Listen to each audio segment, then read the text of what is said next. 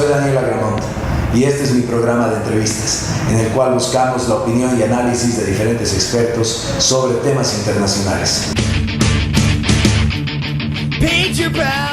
Bienvenidos, este es el interrogatorio de Agramont. Amigos de Oxígeno.bo, tenemos una nueva entrevista continuando con esta serie. En esta ocasión tenemos a Juan Carlos Garzón, que es Fellow del Wilson Center y él trabaja en Fundación Ideas para la Paz. Te damos las gracias por este tiempo que nos dedicas para esta entrevista.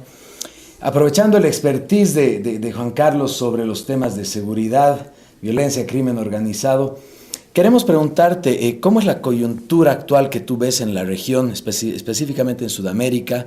¿Cómo ves la coyuntura del crimen organizado frente a nuestros países?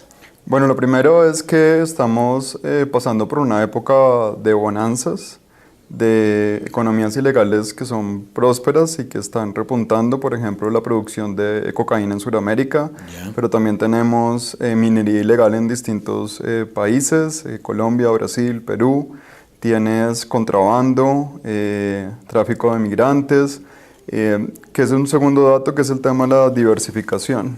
Tenemos organizaciones criminales que se dedican a distintas actividades que en parte también responden a la demanda, no solamente de los países más desarrollados, sino a mercados locales que también se han ido creando en la región.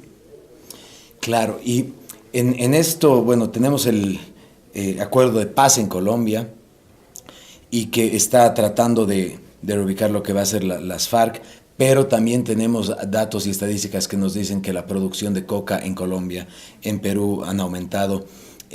¿Cómo ves esta reconfiguración, estas bandas criminales, las Barcrim, Nueva Generación? ¿Cómo es la incursión que tienen y si se han expandido? Pues ahora estamos pasando por un periodo de recomposición y de transición en el mercado de las drogas. Hay que entender que las FARC sobre todo tienen influencia en las zonas de producción, en las zonas de cultivo, no tanto así en la exportación de cocaína hacia otras partes del mundo. Entonces el principal impacto va a ser justamente en esas áreas donde están los cultivos. En cuanto a las bandas criminales y las organizaciones del crimen organizado en Colombia, pues ahora estamos en un momento en donde por un lado tienes el Estado con el desafío de llegar a esas zonas ocupadas por las FARC, pero también está el interés de diferentes organizaciones criminales de permanecer en esas zonas o incursionar en otras zonas. Entonces lo que podemos esperar es una reconfiguración de la economía criminal de las drogas que involucre probablemente a nuevos actores o actores que estaban antes, que van a intentar como mantener activo el flujo, teniendo en cuenta pues, que tenemos un mercado pues, también activo y que está demandando este producto. Claro. Y Bolivia, ¿cómo ves tú siendo parte del centro del continente, teniendo, bueno, no solo la producción de coca, que sí, de acuerdo a inclusive la enmienda que se ha hecho a la Convención 61 dentro de Bolivia es legal, el masticado, es la hoja milenaria para nosotros, pero estando al centro entre Perú, Brasil y bueno, la ruta hacia Europa, ¿cómo ves tú el crimen organizado? ¿Está presente en Bolivia? ¿De qué formas? Sí, en Bolivia pues creo que hay una influencia del crimen transnacional.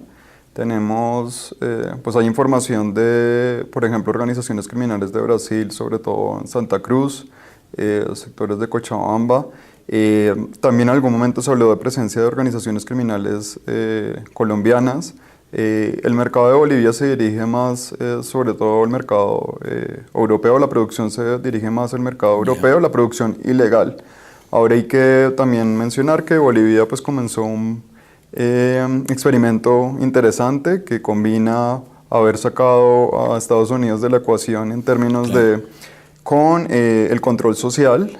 La nacionalización de la lucha contra las drogas. Claro, la nacionalización y control social, que hasta ahora brinda un buen balance en términos de control de los cultivos, pero que siempre hay preguntas respecto a la parte de la ilegalidad y cómo el Estado boliviano también puede hacer frente y cómo puede controlar que eso que es una producción que ahora es legal, de hoja de coca, pues vaya a propósitos que no son de ese fin, que persiguen más bien alimentar una economía ilícita. No está muy claro tampoco el panorama del crimen organizado en Bolivia. Esa es una pregunta que tienen varios investigadores bolivianos, ni tampoco cuáles son las organizaciones locales que permitirían también integrar el mercado boliviano con el mercado más global. Claro. Y mucho se habla que, bueno, la coca es desviada, la coca boliviana hacia Brasil, se transforma en cocaína, porque Brasil es el segundo mayor mercado y Argentina sería el tercero. ¿Estás de acuerdo con esto?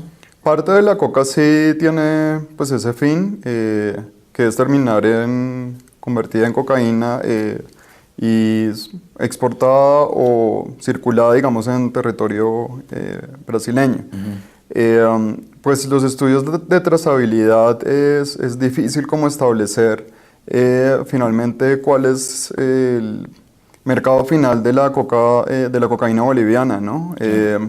Pero sí está determinado que es sobre todo hacia Brasil. Parte de eso termina yéndose a Europa directamente o pasando por África o incluso bajando a Argentina para irse al mercado no tanto estadounidense, sino al mercado europeo. Perfecto. Bueno, Juan Carlos, te agradezco por tu tiempo. Muchas gracias. Bueno, a ustedes, mil gracias por la entrevista.